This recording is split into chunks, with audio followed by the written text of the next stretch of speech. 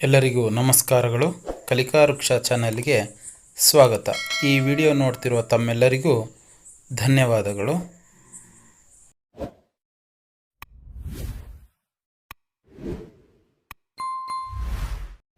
ನಾಲ್ಕನೇ ತರಗತಿಯ ಬುದ್ಧಿವಂತ ರಾಮಕೃಷ್ಣ ಪಾಠದಲ್ಲಿ ಬರುವ ಪ್ರಶ್ನೆಗಳಿಗೆ ಉತ್ತರಗಳನ್ನು ಈಗ ನೋಡೋಣ. ಒಂದು ವಾಕ್ಯದಲ್ಲಿ ಉತ್ತರ ಬರೆಯಿರಿ. ಒಂದನೇ ಪ್ರಶ್ನೆ, ಕೃಷ್ಣದೇವರಾಯನ ಆಸ್ಥಾನಕ್ಕೆ ಬಂದವರು ಯಾರು?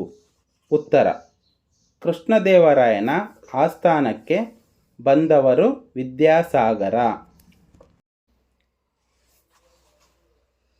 ಎರಡನೇ ಪ್ರಶ್ನೆ, ವಿದ್ಯಾಸಾಗರನು ಕೃಷ್ಣದೇವರಾಯನಿಗೆ ಹಾಕಿದ ಸವಾಲು ಯಾವುದು?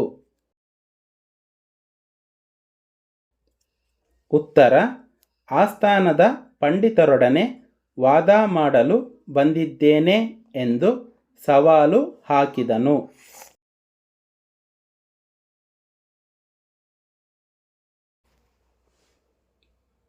ಮೂರನೇ ಪ್ರಶ್ನೆ, ವಿದ್ಯಾಸಾಗರನೊಂದಿಗೆ ವಾದ ಮಾಡಲು ಒಪ್ಪಿಕೊಂಡವರು ಯಾರು?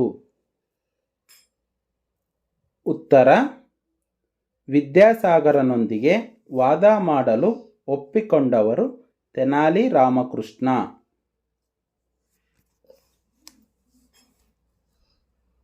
ನಾಲ್ಕನೇ ಪ್ರಶ್ನೆ, ತೆನಾಲಿ ರಾಮಕೃಷ್ಣನು ವಾದಕ್ಕೆ ಯಾವ ಗ್ರಂಥವನ್ನು ಆರಿಸಿಕೊಂಡನು? ಉತ್ತರ, ತೆನಾಲಿ ರಾಮಕೃಷ್ಣನು ವಾದಕ್ಕೆ ತಿಲಕಾಷ್ಟಮೈಷಬಂಧನ ಗ್ರಂಥವನ್ನು ಆರಿಸಿಕೊಂಡನು.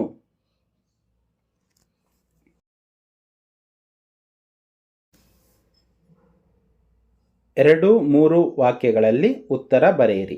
ಒಂದನೇ ಪ್ರಶ್ನೆ, ವಿದ್ಯಾಸಾಗರನು ಕೃಷ್ಣದೇವರಾಯನ ಆಸ್ಥಾನಕ್ಕೆ ಏಕೆ ಬಂದನು? ಉತ್ತರ, ವಿದ್ಯಾಸಾಗರನು ಕೃಷ್ಣದೇವರಾಯರ ಆಸ್ಥಾನದಲ್ಲಿರುವ ಪಂಡಿತರೊಡನೆ ಸಂಸ್ಕೃತ ಗ್ರಂಥಗಳ ಬಗ್ಗೆ ವಾದ ಮಾಡಲು ಬಂದನು.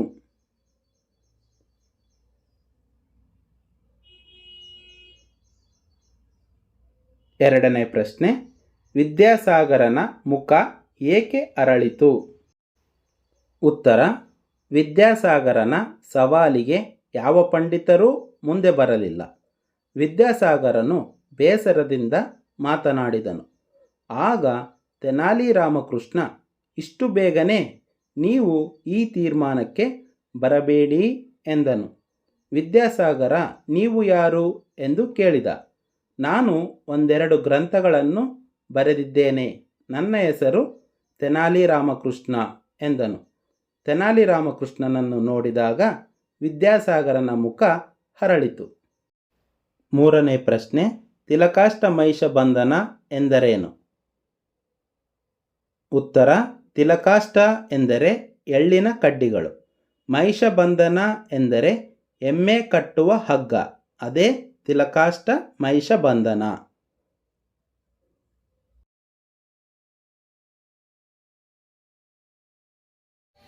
ಆತ್ಮೀಯರೇ, ಈ ಕಲಿಕಾ ವೃಕ್ಷ ಚಾನೆಲ್ ಅನ್ನು ಸಬ್ಸ್ಕ್ರೈಬ್ ಮಾಡಿಕೊಂಡು ನನ್ನ ಸ್ನೇಹಿತರ ಕಲಿಕಾಭಿವೃದ್ಧಿಗೆ ಪ್ರೋತ್ಸಾಹಿಸಿರಿ.